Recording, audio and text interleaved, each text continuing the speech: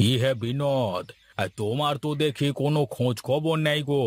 বলি হারিয়ে টারিয়ে গিয়েছিলে নাকি? কোথায় আর হারাবো দাদা, কোথাও গিয়ে কি আর শান্তি আছে? কেন কেন, তোর শান্তি আবার কে কেড়ে নিল? হ্যাঁ, কি আর বলবো দাদা, করি তো মাছের ব্যবসা, কিন্তু বউ তো আমাকে মনে করে আমি যেন কোনো কোটিপতি ব্যবসায়ী। ওরে, বউয়েরা এমনই হয়।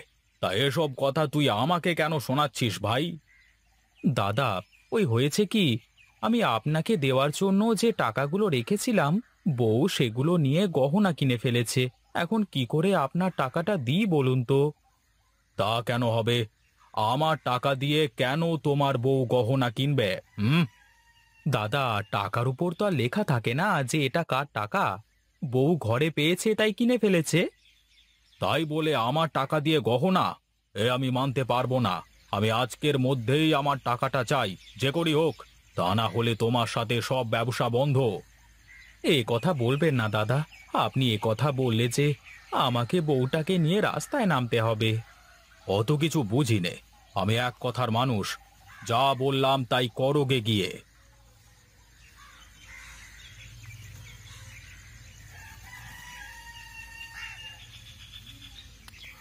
আরে, ওটা বিনোদ দা না? এই দেখি তো। আরে তাই তো, এটা তো আমাদের বিনোদ দা। ও বিনোদ দা, আরে ও বিনোদ দা। কি রে জগাই, তুই? হ্যাঁ গো হ্যাঁ, আমি। তা তুমি এই ভর দুপুরে এখানে বসে কি করো? হ্যাঁ, তা ঘুম পেলে বাড়িতে গিয়েও তো ঘুমাতে পারো নাকি? বাড়িতে গেলে কি আর আরামে ঘুমাতে পারবো রে? তার চেয়ে এখানেই ভালো আছি। তা তুই যাচ্ছিস কোথায় শুনি? আমার আর কি কাজ, যাই এদিকে একটু কোথাও ঘুরে আসি। আরে যাবি যাবি, একটু বস দেখি। দুই ভাই মিলে একটু গল্প করি। ঘুম তো ভেঙেই গেল।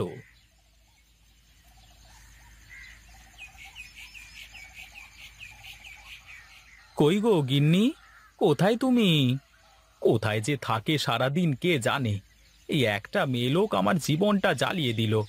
যাই দেখি, ঘরে গিয়ে একটু ঘুম দেওয়ার চেষ্টা করি তাহলে।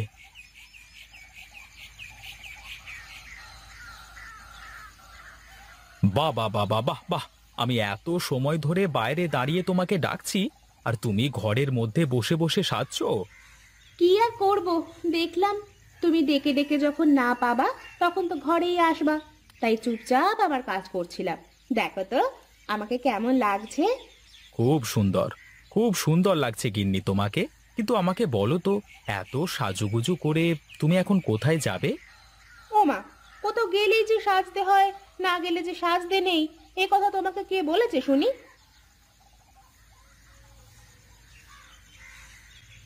না রে বাবা, আমি এর আগে তো কখনো দেখিনি যে একটা জেলের বউ সারা দিন সাজগোজ নিয়ে পড়ে থাকে। আমার জীবনটা শেষ হয়ে গেল রে। এই দেখো, তুমি কিন্তু এখন আমাকে অপমান করছো।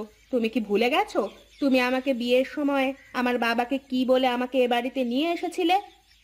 হ্যাঁ হ্যাঁ, আছে, সব মনে আছে। কিন্তু আগে কি আর জানতাম যে বউ আমার কোনো কাজের না? তাহলে কি আর বিয়ে করতাম জীবনে? হ্যাঁ, এত বড় কথা! থাকবো না আমি তোমার বাড়ি, করবো না তোমার সংসার, এই আমি চললাম বাপের বাড়ি। আরে ধুর, একটু থেকে একটু হলেই বাপের বাড়ি চলে যাওয়ার কথা কেন বলো? অন্য কথা বলতে পারো না? অন্য কোনো কথা আমার মাথায় আসে না তখন। চলো চলো, মাথা ঠান্ডা করে বসো, তারপর দেখি কি করা যায়।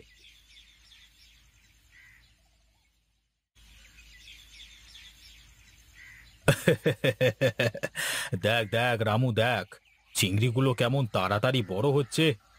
তাই তো দেখছি বাবু, কিন্তু আমার কি মনে হয় জানেন? তোর আবার কি মনে হয়? এবারে ঘেরের চিংড়িগুলো বোধহয় আপনার কপালে নেই কো। কেন কেন, এ কথা বলছিস কেন? কেন আবার, বর্ষাকাল চলে এসে তারপর আবার ঘেরের পানি বেরিয়ে যাচ্ছে। যদি ভারী বৃষ্টি হয় তাহলে তো ঘর ভেঙে সব চিংড়ি সারা মাঠে ছড়িয়ে পড়বে। তা তো কথা মন্দ বলিসনি রামু। তাহলে কি করা যায় বলতো দেখি। আমার তো তেমন কোনো বুদ্ধি নেই কো, তবে আপনি বললে আমি ভেবে দেখে আপনাকে কইব। বেশ বেশ, বলিস তাহলে। নে এখন চল, আমার আর দাঁড়াতে ভালো লাগছে না।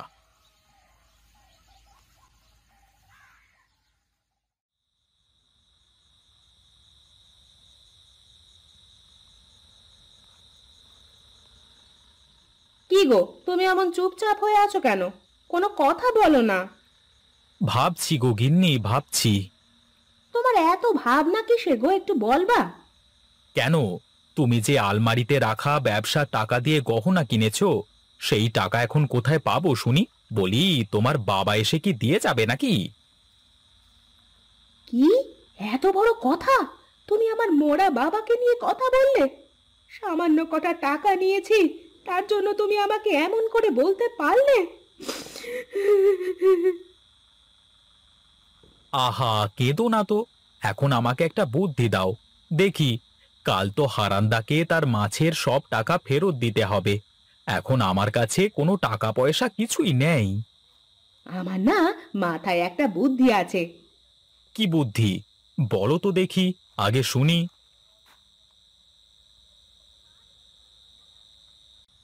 আরে বাহ! এই না হলে তুমি আমার গিন্নি! তুমি কিন্তু আমার বুদ্ধি শুনে চললে লস করবা না। ঠিক আছে, সেসব কালই দেখা যাবে। তুমি তাহলে এক্ষুনি ঘুমাও, আমি গিয়ে আমার কাজ সেরে আসি।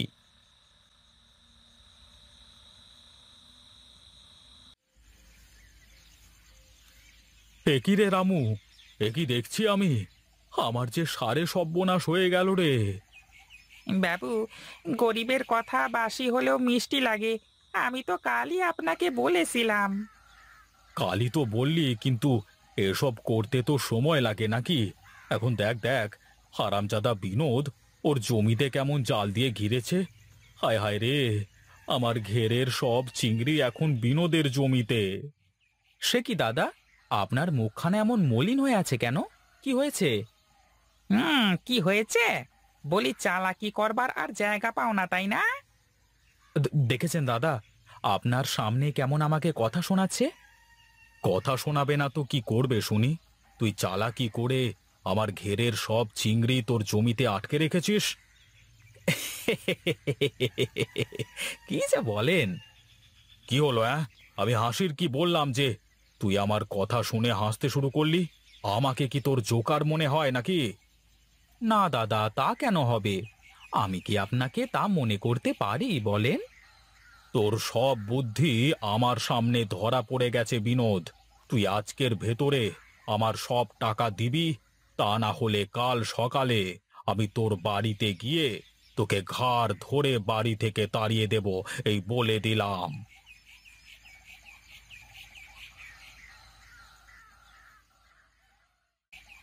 কি গো, হারান বাবু কিছু বললো? ওগো, কি হলো? বলো না কেন কিছু। কি আর বলবো?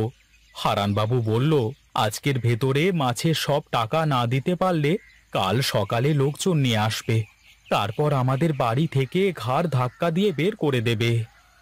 আমার মাথায় আর একটা বুদ্ধি আছে, তুমি যদি শোনো তাহলে বলতে পারি। তোমার কথা শুনেই তো আজ আমার এমন দশা, এখন আবার নতুন করে বুদ্ধি দিতে চাচ্ছ? শোনোই না একবার আমার কথাটা। এবার যদি কাজ না হয় তাহলে আর কখনো তোমাকে আমার কথা শুনে চলতে হবে না। ঠিক আছে, এবার তাহলে আমি গিয়ে দেখি কোনো কাজ হয় নাকি।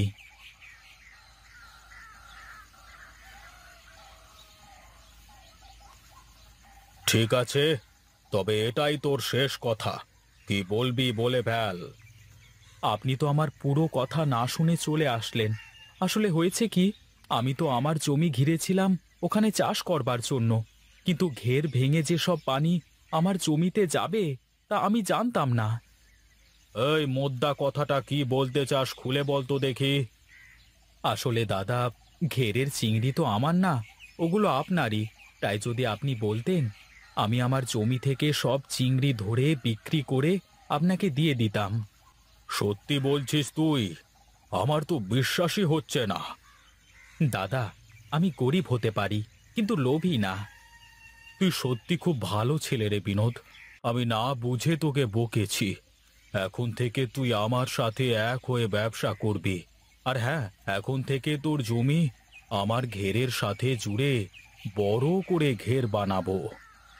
ঠিক আছে দাদা, এত বড় ঘেরে যদি আমরা চিংড়ি চাষ করতে পারি তাহলে তো লাভ আর লাভ শুধু। কিন্তু তার আগে এবারের মতো যাতে ঘের না ভেঙে যায় তার ব্যবস্থা করতে হবে। আপনি কিছুই চিন্তা করবেন না দাদা, আমি সব ব্যবস্থা করে ফেলবো। এখন তাহলে আমি যাই।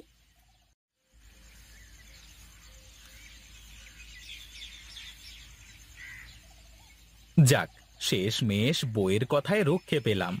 এখন থেকে বইয়ের কথা শুনেই সব কাজ করব।